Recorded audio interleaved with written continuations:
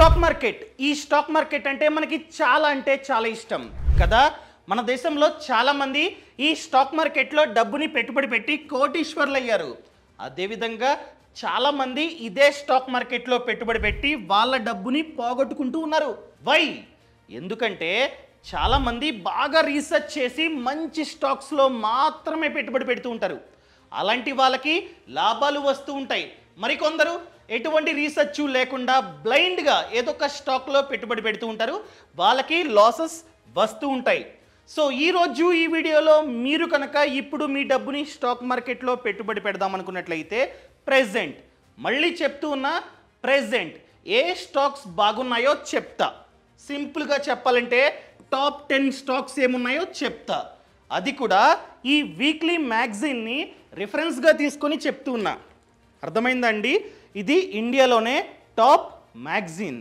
Weekly వస్తూ ఉంటుంది. వీళ్ళేం చేస్తారంటే 3000 స్టాక్స్ని 3000 అన్ని స్టాక్స్ని రిఫరెన్స్గా తీసుకొని రీసెర్చ్ చేసి మంచి స్టాక్స్ని ఫిల్టర్ చేస్తారు. టాప్ 50 స్టాక్స్ అన్నమాట. Ranking first rank, second rank, third rank, ఆ విధంగా టాప్ 50 స్టాక్స్ని వీళ్ళైతే పబ్లిష్ చేస్తూ ఉంటారు. వాటిల్లో మళ్ళీ నేను టాప్ 10 స్టాక్స్ ఏమున్నాయో చెప్తా. వాళ్ళు చెప్పారు, మనం కూడా చూసుకోవాలి. వాళ్ళు చెప్పారు కదా అని చెప్పి మనమైతే ఇన్వెస్ట్మెంట్ చేయకూడదు. మనం కూడా ఓన్గా టెక్నికల్ అండ్ ఫండమెంటల్ అనాలిసిస్ ఏ విధంగా చేయాలో, ఇవి నిజంగానే మంచివా కాదా, వీటిల్లో టాప్ 10 స్టాక్స్ ఏ విధంగా నేను ఫిల్టర్ చేశానో పిన్ టు పిన్ మీకైతే ఎక్స్ప్లెయిన్ చేస్తా. ప్రతి ఒక్కరికి ఈ సమాచారం తెలియాలి. సో ఈ వీడియోని లాస్ట్ వరకు చూడండి. అంతేకాకుండా ఇంతవరకు ఈ ఛానల్ని సబ్స్క్రైబ్ చేసుకోకపోతే ఇప్పుడే సబ్స్క్రైబ్ చేసుకోండి. నేను మీ కౌశిక్ మరిడి. సో దీని ప్రకారంగా ఫస్ట్ ర్యాంక్ వచ్చేసి ఎల్ఐసి హౌసింగ్ ఫైనాన్స్. వీళ్ళు ఈ కంపెనీకి ఫస్ట్ ర్యాంక్ ఇవ్వడానికి ప్రధానమైన కారణం వచ్చేసి గ్రోత్ రేట్. ఏం గ్రోత్? రెవెన్యూ. కంపెనీ యొక్క రెవెన్యూ చూసుకున్నట్లయితే 24% పెరిగిందంట ఆదాయం. అదేవిధంగా నెట్ ప్రాఫిట్ అంటే ఖర్చులు, ట్యాక్స్, అవి ఇవి అన్నీ పోయిన తర్వాత మిగిలే ప్రాఫిట్. ఆ నెట్ ప్రాఫిట్ ఈ కంపెనీకి 63% పెరిగిందంట. 63% గ్రోత్ అంటే which is very good. So అందుకనే ఫస్ట్ ర్యాంకు మనం కూడా చూద్దాం. సో మంచి స్టాక్ని ఏ విధంగా చూస్ చేసుకోవాలి? ఫస్ట్ మీరు గూగుల్లో టైప్ చేయండి ఎల్ఐసి హౌసింగ్ ఫైనాన్స్ అని చెప్పి వస్తుంది. అండ్ ట్రెండ్ చూడండి. లాస్ట్ 1 ఇయర్గా ఈ షేరు ధర ఏ విధంగా పెరుగుతూ ఉంది చూసారా? ఇది ట్రెండ్. అదేవిధంగా లాస్ట్ 52 వీక్ హై లో అంటే ఏంటి? గత 52 వారాలుగా ఆ షేరు ధర మ్యాక్స్ ఎంతకి పెరిగింది, ఎంతకి తగ్గింది, అది ఇక్కడ మనమైతే గమనించవచ్చు. మ్యాక్స్ వచ్చేసి 543, ప్రెజెంట్ 531, విచ్ ఇస్ హై, ఎక్కువలో ఉంది. అది కూడా మీరైతే గమనించాలి. అదేవిధంగా ప్రెజెంట్ షేర్ ప్రైస్ దీనికి దగ్గరలో ఉంటే, అనగా లోకి దగ్గరలో ఉంటే ప్రెజెంట్ షేరు ధర బాగా తగ్గింది, ఫ్యూచర్లో మళ్ళీ పెరగవచ్చు అని చెప్పి మనమైతే అర్థం చేసుకోవాలి. ఆల్రెడీ హైకి దగ్గరలో ఉంటే మేబీ వెంటనే తగ్గవచ్చు. కానీ మనం పెట్టుబడి పెట్టేది long term. So long term కాబట్టి ఇవన్నీ పెద్ద మ్యాటర్ కాదు. అర్థమైందండి? లాంగ్ టర్మ్ అంటే 10 ఇయర్స్ 20 ఇయర్స్ ఆ విధంగా మీరైతే పెట్టుబడి పెట్టాలి. అండ్ మెయిన్ అండి పిఈ రేషియో అంటే ఏంటి? Price to earning ratio. ఇది చాలా అంటే చాలా ఇంపార్టెంట్. ప్రెజెంట్ 7.02 ఉంది. ఇంకా క్లియర్గా కావాలంటే మనీ కంట్రోల్ పిఈ రేషియో ఇక్కడ ఉంది చూసారా? పిఈ ఎంత? 7.02. moneycontrol.comలో వీళ్ళే చెప్తారు లో పిఈ అక్కడే ఉంటుంది గ్రీన్లో. ఎప్పుడైనా సరే పిఈ తక్కువ ఉండాలి. అర్థమైందండి? పిఈ రేషియో అంటే ప్రైస్ టు ఎర్నింగ్ రేషియో. సింపుల్గా చెప్పాలంటే ఈ స్టాక్ ద్వారా మనం ఒక్క రూపాయి సంపాదించాలంటే ఎంత డబ్బుని ఖర్చు పెట్టాలి అని చెప్పేదే పిఈ రేషియో.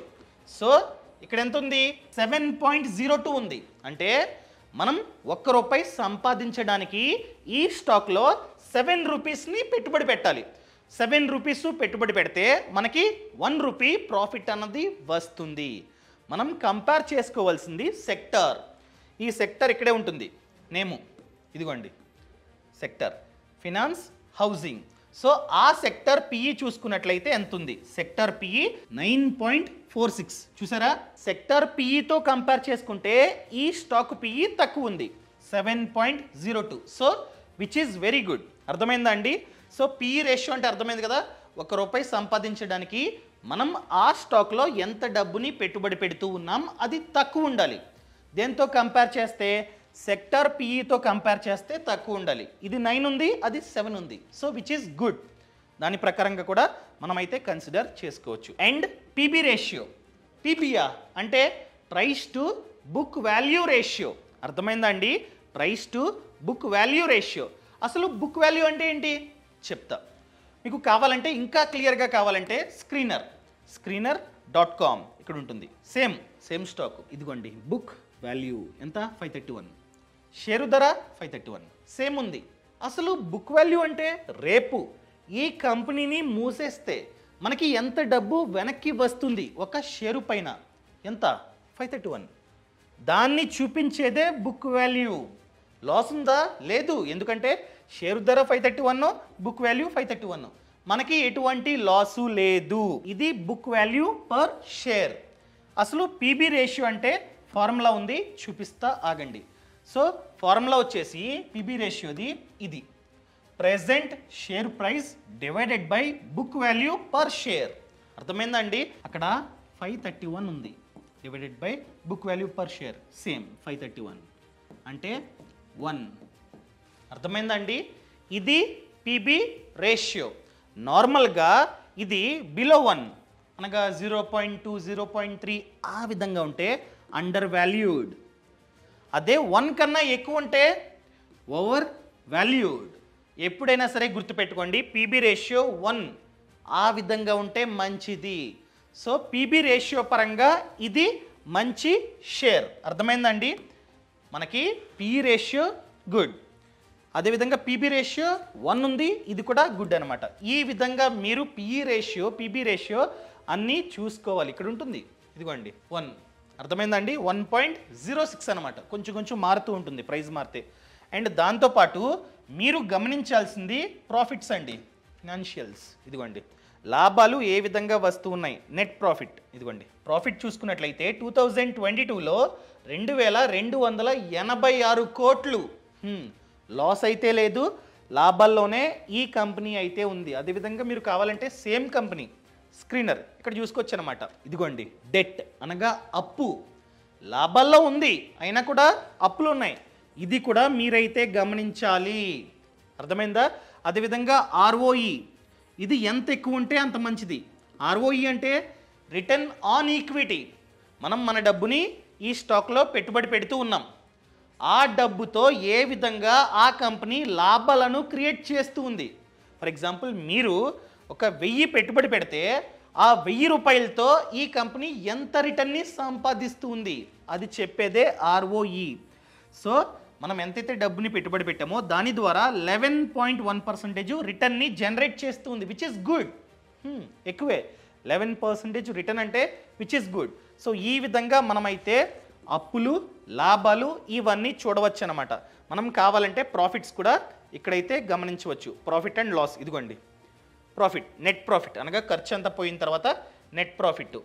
అండ్ ఇదిగోండి మార్చ్ 2023 దాన్ని మీరైతే గమనించవచ్చు. నెట్ ప్రాఫిట్ ఇదిగోండి 2891 కోట్లు. అర్థమైందండి? అదేవిధంగా ఇది 4166 ఉంది కదా, ఇది టీటీఎం అనగా లాస్ట్ 12 మంత్స్గా ఎంతైతే ప్రాఫిట్ వచ్చిందో దాన్ని చూపించేదే టీటీఎం. సింపుల్గా చెప్పాలంటే ఈ రోజు నుంచి లాస్ట్ 12 మంత్స్లో ఇంత ప్రాఫిట్ అన్నది జనరేట్ అయ్యింది, which is very very good. అదే ఇక్కడ ఉంది. అర్థమైందా? 63% గ్రోత్ అని ఇక్కడ ఉందా, అదే ఇక్కడ చూపిస్తుంది. సో ఈ విధంగా మీరు అన్నీ చూడాలి. ఏదో బ్లైండ్గా పేపర్లో రాశారు కొనేసుకుంటారంటే అవ్వద్దు. క్లియర్? ఇంకా next one second rank. So ఈ పేపర్ చూసుకున్నట్లయితే సెకండ్ ర్యాంకు బంధన్ బ్యాంక్ ఆ షేరుకి ఇచ్చిందనమాట. ఎందుకు బంధన్ బ్యాంక్? వీళ్ళేం చెప్తున్నారంటే రెవెన్యూ గ్రోత్ రేట్ అన్నది 22.72% ఉంది అని చెప్తున్నారు. 22 అంటే విచ్ ఈస్ గుడ్. అదేవిధంగా నెట్ ప్రాఫిట్ నెట్ ప్రాఫిట్లో గ్రోత్ రేట్ అన్నది ఏకంగా 74.24 విచ్ ఇస్ వెరీ గుడ్. అదేవిధంగా నెట్ ప్రాఫిట్లో గ్రోత్ రేట్ అన్నది 74% అంటే విచ్ ఇస్ వెరీ గుడ్. ఇదిగోండి, ఇదే బంధన్ బ్యాంక్. ఈరోజు షేరు ధర ఇంత ఉంది, ఇప్పుడు ఇంత ఉంది. అండ్ ఈరోజు ప్రాఫిట్ అన్నది చూసుకున్నట్లయితే 4 రూపీస్ పెరిగింది షేరు ధర. అర్థమైందండి? నిన్న కనుక కొనున్నట్లయితే 4 రూపీస్ మీకైతే ప్రాఫిట్ అనమాట. అదేవిధంగా పీ రేషియో చెప్పండి, నేను చెప్పను. పీ రేషియో అంటే ఏంటి? ₹1 సంపాదించడానికి ఈ షేరు మీద ఎంత ఖర్చు పెడుతున్నారో చెప్పేదే పీ రేషియో. అర్థమైందండి? ఇక్కడ పీ రేషియో చూసుకున్నట్లయితే 15.72 ఉంది. సో మనం కంపేర్ చేసుకోవాలి అని చెప్పా. దేంతో? సెక్టార్తో మీరైతే కంపేర్ చేసుకోవాలి. కంపేర్ చేసుకోవడానికి moneycontrol.com one of the best అనమాట. ఇదిగోండి, ఇక్కడ మీరు చూసారా, పిఈ చూసుకున్నట్లయితే యావరేజ్ అంట. moneycontrol.com యావరేజ్ పిఈ అని చెప్తూ ఉంది. అదేవిధంగా సెక్టార్ పిఈ, ఆ సెక్టర్ అనగా బ్యాంకింగ్ సెక్టర్ కదా, బ్యాంకింగ్ సెక్టర్ పిఈ చూసుకున్నట్లయితే 25 ఉంది. సో దాంతో కంపేర్ చేస్తే తక్కువ ఉండాలి. అర్థమైందండి? సెక్టర్ పిఈ కన్నా కంపెనీ పిఈ తక్కువ ఉండాలి, తక్కువ ఉంది. సెక్టర్ 25 ఉంటే ఈ పిఈ 15 ఉంది, which is good. And PB ratio ఇది ఎంత ఉండాలి చెప్పా. 1 కన్నా తక్కువ ఉంటే అండర్ వాల్యూడ్, 1 కంటే ఎక్కువ ఉండాలి అని చెప్పా కదా. 1 ఉంటే యావరేజ్, 1 కన్నా ఎక్కువ ఉంటే గుడ్. సో ఇది 1.98 ఇక్కడే ఉంది. ఈ విధంగా ఉంటే మంచిది. అర్థమైందండి? 1 కన్నా ఎక్కువ ఉండాలి, 1 ఉంటే యావరేజ్. అండ్ మీరు గమనించాల్సింది లాభాలు. మీరు లాభాలు కావాలంటే ఇక్కడ చూసుకోండి, స్క్రీనర్ ఇది మంచిదన్నమాట. అండ్ అప్పులు ఉన్నాయి. ఎంత? 1,32,780 కోట్ల అప్పు ఈ కంపెనీకి ఉంది. దాన్ని కూడా మీరైతే గమనించండి. And book value 122. నార్మల్గా షేరు ధర 240. ఇక్కడ చూడండి బుక్ వాల్యూ. అంటే ఈరోజు లేకపోతే రేపు ఈ కంపెనీని మూసేస్తే మనకి 122 రూపీస్ అనేవి వెనక్కి వస్తాయి. వస్తుందా నిజంగా? సో 122 ఇక్కడ 240. ఈ విధంగా మనమైతే చూసుకోవచ్చు అనమాట. అదేవిధంగా లాభాలు, ప్రాఫిట్స్ అనేవి చాలా అంటే చాలా ఇంపార్టెంట్. దాన్ని కూడా చూసుకోండి. ప్రాఫిట్ అండ్ లాస్ చూసారా, ప్రాఫిట్ అండ్ లాస్. అండ్ ఇక్కడ నెట్ ప్రాఫిట్ అన్నది పెరుగుతూ ఉంది. అండ్ ఇక్కడ గమనించాలి మీరు, ఇదేంటి? టీటీఎం అనగా లాస్ట్ 12 మంత్స్గా ఎంత ప్రాఫిట్ అన్నది జనరేట్ అయింది. సో లాస్ట్ 12 మంత్స్గా చూసుకున్నట్లయితే 2,541 కోట్లు. అంతకు ముందు ఇయర్ చూసుకున్నట్లయితే తక్కువ, దాంతో కంపేర్ చేస్తే చాలా అంటే చాలా పెరిగింది. ఇక్కడ చూడండి 126 ఉంది. సో ఈ విధంగా గ్రోత్ రేట్ అన్నది ఉంది, అందుకనే ఈ పేపర్ వాళ్ళు మెన్షన్ చేశారు. సో ఇంకా థర్డ్ ప్లేస్ చూసుకున్నట్లయితే సంవర్ధన మదర్సన్, ఇది ఆ company Samvardhana Motherson international limited అనమాట. సో దీని యొక్క పిఈ రేషియో చూసుకున్నట్లయితే 33 విచ్ ఇస్ వెరీ హై. కానీ సెక్టర్ పిఈతో మనమైతే కంపేర్ చేసుకోవాలని చెప్పా. సెక్టర్ పిఈ ఎంత ఉంది? ఇదిగోండి పిఈ 33.88. అదే సెక్టర్ పిఈ చూసుకున్నట్లయితే 81. దాంతో కంపేర్ చేసుకున్నట్లయితే తక్కువే, విచ్ ఈస్ వెరీ గుడ్. అదేవిధంగా పీబీ రేషియో చూసుకున్నట్లయితే 6.47 which is very very high. ఇక్కడే ఉంది, ఇదిగోండి రెడ్, హై పీబీ. అర్థమైందండి? సో దీన్ని కూడా మీరైతే గమనించండి. డెట్ అనగా అప్పు చూసుకున్నట్లయితే 21,700 crore అంత అప్పు ఈ కంపెనీకి అయితే ఉందన్నమాట. అదేవిధంగా లాభాలు ఏ విధంగా ఉన్నాయో మనమైతే చూద్దాం. నెట్ ప్రాఫిట్, ఇవి లాభాలు. ఈ ప్రాఫిట్ అన్నది పెరుగుతూ ఉంది, మళ్ళీ ఇక్కడ తగ్గింది. ఇవి ఇయర్స్ అనమాట, 2018, 19, 20, 21, 22. సో 23లో చూసుకున్నట్లయితే నెట్ ప్రాఫిట్ అన్నది 23లో చూసుకున్నట్లయితే 1,600 కోట్లు, 1,600 crore. అదే టీటీఎం అనగా లాస్ట్ 12 మంత్స్లో చూసుకున్నట్లయితే 2,000 కోట్లు. గ్రోత్ రేట్ చాలా అంటే చాలా ఎక్కువ ఉంది. వీళ్ళేం చెప్తున్నారంటే ఈ కంపెనీ యొక్క గ్రోత్ రేట్ అన్నది అనగా రెవెన్యూ గ్రోత్ రేటు 36%, అదే నెట్ ప్రాఫిట్ గ్రోత్ రేటు 119% అంట. సో ఆ విధంగా గ్రోత్ అన్నది ఉంది ఈ కంపెనీలో. అదేవిధంగా ఇంకా చాలా కంపెనీస్ ఉన్నాయన్నమాట. కల్పటరు ప్రాజెక్ట్స్ ఇంటర్నేషనల్ లిమిటెడ్, ఇది 4th వన్. వీళ్ళు 4th ర్యాంక్ అయితే ఇచ్చారు. ఈ కంపెనీకి చూసుకున్నట్లయితే రెవెన్యూ గ్రోత్ రేట్ అన్నది 37%, అదే నెట్ ప్రాఫిట్ గ్రోత్ రేట్ అన్నది 84%. ఈ విధంగా గ్రోత్ రేట్ అయితే ఉంది. మీకు ఏ విధంగా చూసుకోవాలో అన్నీ చెప్పా, అంతే కదా, ఏ విధంగా చూసుకోవాలి ఇవన్నీ మీకైతే చెప్పా. సో నేను ఇక్కడి నుండి డైరెక్ట్గా చెప్పేస్తా, లాగొద్దు కంటెంట్. ఎలాగో చూపించాను కాబట్టి ఈ విధంగా మీరైతే చెక్ చేసుకోవచ్చు అనమాట. సో 5th ప్లేస్లో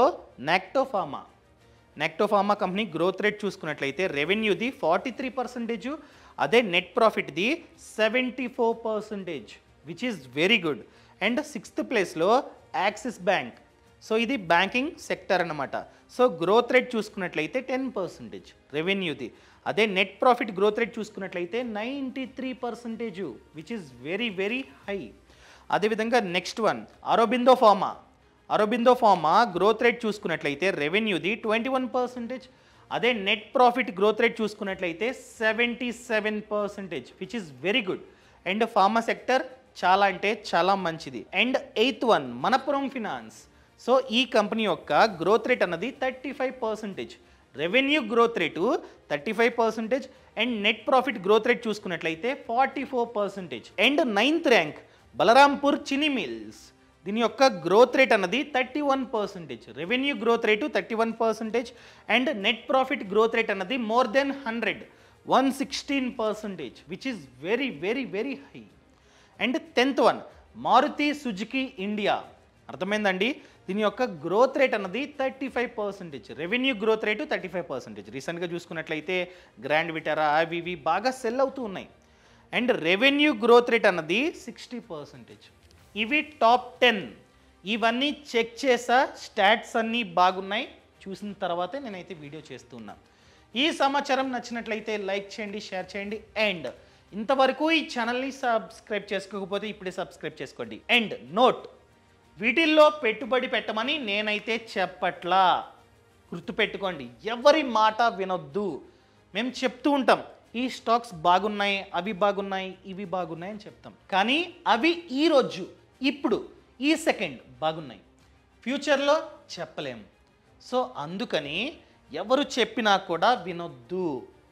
మేము ఈ సెకండ్కి చెప్తూ ఉన్నాం, కానీ మీరు ఈ వీడియో చూసేది ఎప్పుడో చూస్తారు.